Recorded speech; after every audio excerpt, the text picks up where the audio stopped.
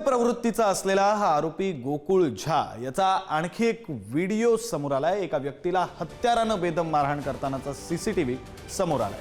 गोकुळ झावर जो पहिला गुन्हा दाखल करण्यात आला होता या प्रकरणाचा हा व्हिडिओ असल्याची माहिती आहे। या व्हिडिओच्या माध्यमातून पोलीस अजून आरोपींची कोठडी वाढवून घेऊ शकतात।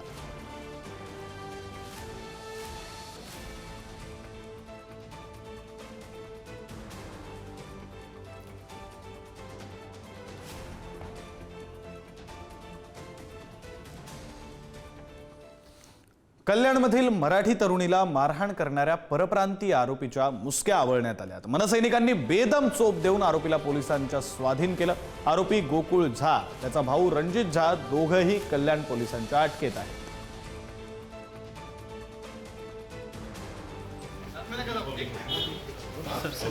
ठीक आहे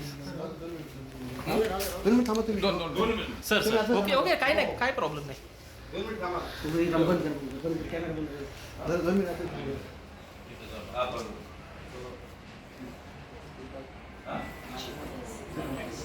आता जे सो कॉल्ड नॅशनल चॅनल आहेत आणि त्यांच्या ज्या प्रतिनिधी आहेत, ज्या सगळीकडे सेलिब्रिटी म्हणून सध्या फिरतायत मराठी हिंदी वादावर, त्या आज कुठे आहेत आमच्या मराठी महिलेला मारल्यानंतर?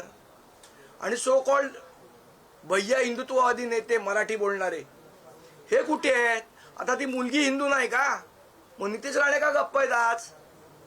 आज कोणाला वाटलं नाही की या गोष्टीवर काय बोलावं? फक्त मनसेनेच प्रतिक्रिया व्यक्त करायची का? बाकी कुठे आहेत दुबे चौबे शोभे? मराठी महाराष्ट्रामध्ये असल्यावर निश्चितपणे प्रत्येकाला त्या ठिकाणी मराठी येणं अपेक्षित आहे, परंतु त्याकरिता जर का कोणी मराठी न वापरता तर त्यांना मारपीट करणं हे योग्य नाही। त्यांची सामंजस्यातून भूमिका घेऊन त्यांना आपलं म्हणणं त्या ठिकाणी समजावून सांगितलं पाहिजे।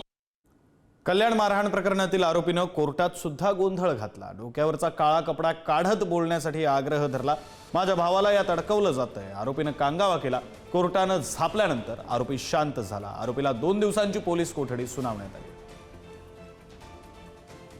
आज रोजी आरोपीला न्यायालयामध्ये हजर केलं, तरी आरोपीच्या अधिक तपास करण्याकरिता माननीय न्यायालयाने दोन्ही आरोपींना 2 दिवसाची पोलीस कस्टडी दिलेली आहे। या 2 दिवसामध्ये त्यांना तपासामध्ये सहकार्य करण्याचं सांगितलेलं आहे। आता आरोपी देखील तपासामध्ये आवश्यक ते सहकार्य करणार आहेत।